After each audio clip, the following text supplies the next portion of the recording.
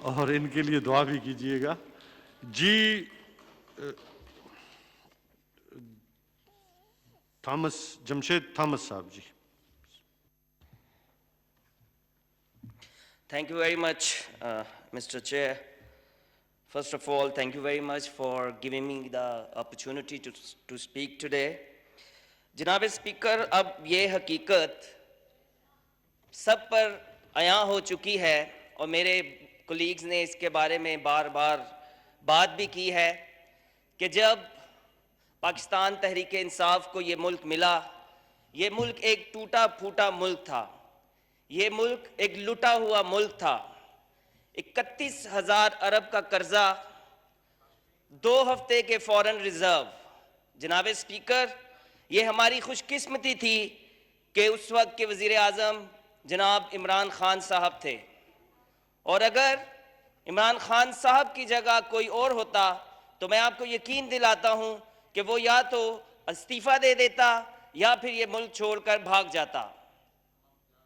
लेकिन जनाब स्पीकर, उन मुश्किल हालात को खान साहब ने एज अ चैलेंज एक्सेप्ट किया और उन्होंने इस अज़म का इजहार किया कि हम इस मुल्क को तरक्की की राह पर गामजन करेंगे। फिर जनाब स्पीकर, आपने देखा कि उन मुश्किल हालात में हमारे जो बरादर ममालिक हैं उन्होंने खान साहब पर एतमाद का इजहार किया और उनका साथ दिया उस मुश्किल सिचुएशन से निपटने के लिए। जनाब स्पीकर, फिर जब कोविड आता है, कोविड-19, और पूरी दुनिया की मईशत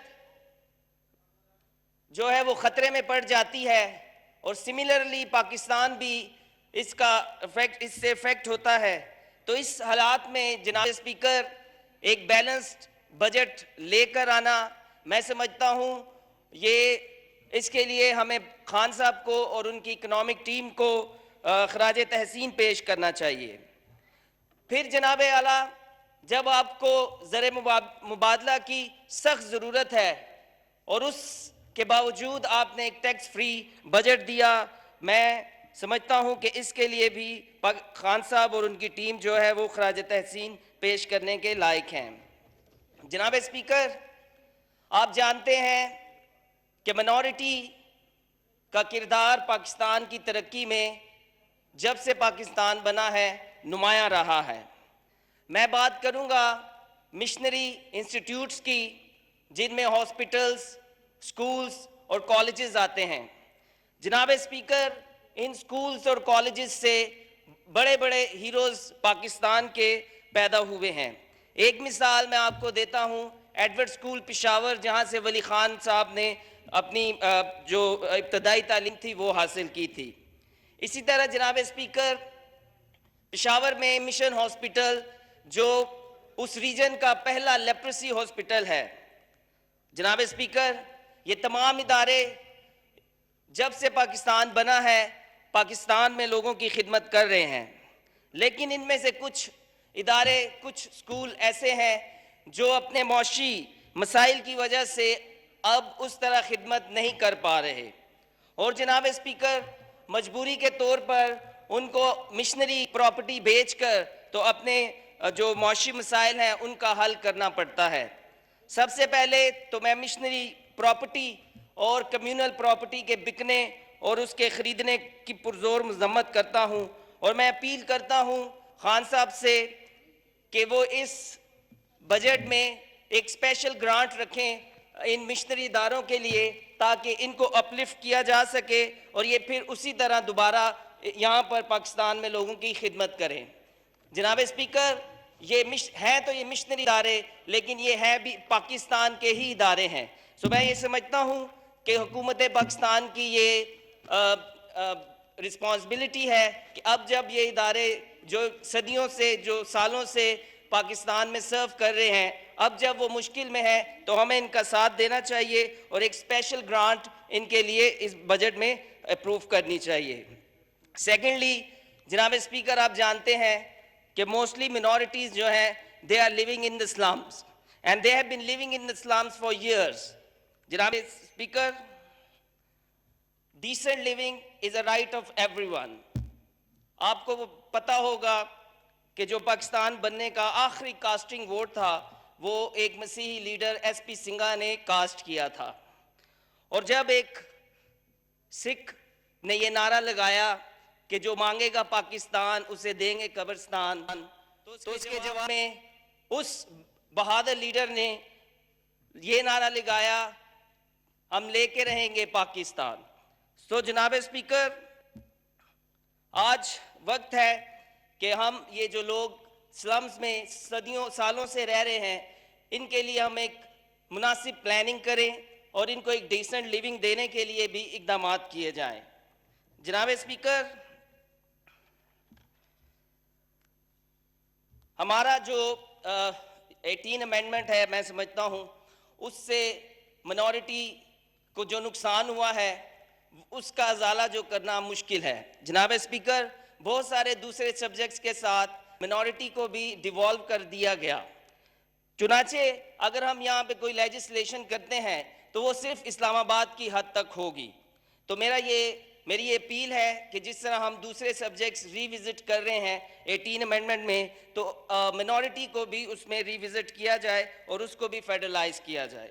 जनाब speaker, ministry of religious affairs and interfaith harmony के साथ जितने भी हम यहाँ पे 10 रिजर्व सीट्स में हैं, नॉन मुस्लिम रिजर्व सीट्स पे, हमारा जो लिंक है वो मिनिस्ट्री के साथ है और वहाँ से हमें वेलफेयर फंड की मद में पैसे मिलते हैं। जो लोग आते हैं, गरीब लोग हमसे मदद मांगते हैं तो हम उनको वो पैसे देते हैं।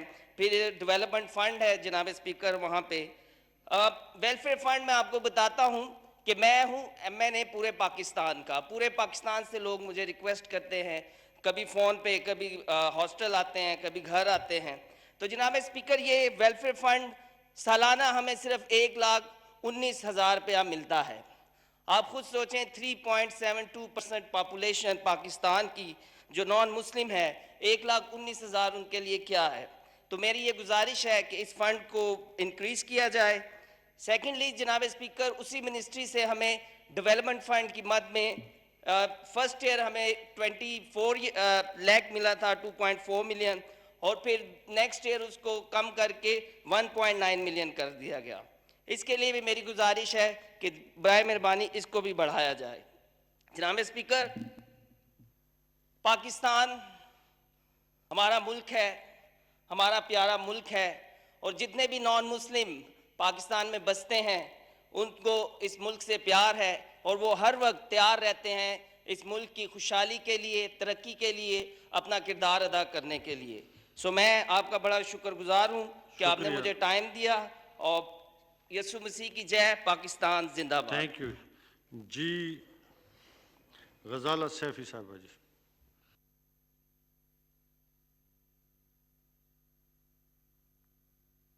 और इनके लिए दुआ भी कीजिएगा जी। जमशेद थॉमस साहब जी। Thank you very much, Mr. Chair. First of all, thank you very much for giving me the opportunity to speak today.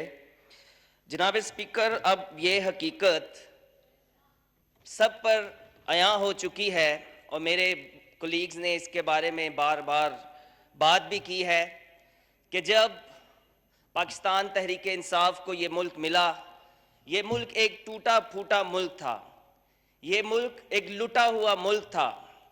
31,000 अरब का कर्जा, 2 हफ्ते के फॉरेन रिजर्व। जनाब स्पीकर, ये हमारी खुशकिस्मती थी कि उस वक्त के वज़ीर आज़म जनाब इमरान खान साहब थे, और अगर इमरान खान साहब की जगह कोई और होता तो मैं आपको यकीन दिलाता हूं कि वो या तो इस्तीफ़ा दे देता या फिर ये मुल्क छोड़कर भाग जाता। लेकिन जनाब स्पीकर, उन मुश्किल हालात को खान साहब ने एज अ चैलेंज एक्सेप्ट किया और उन्होंने इस अज़म का इजहार किया कि हम इस मुल्क को तरक्की की राह पर गामजन करेंगे। फिर जनाब स्पीकर, आपने देखा कि उन मुश्किल हालात में हमारे जो बरादर ममालिक हैं उन्होंने खान साहब पर एतमाद का इजहार किया और उनका साथ दिया उस मुश्किल सिचुएशन से निपटने के लिए। जनाब स्पीकर, फिर जब कोविड आता है, कोविड-19, और पूरी दुनिया की मईशत जो है वो खतरे में पड़ जाती है, और सिमिलरली पाकिस्तान भी इससे इफेक्ट होता है, तो इस हालात में जनाब स्पीकर एक बैलेंस्ड बजट लेकर आना, मैं समझता हूं ये इसके लिए हमें खान साहब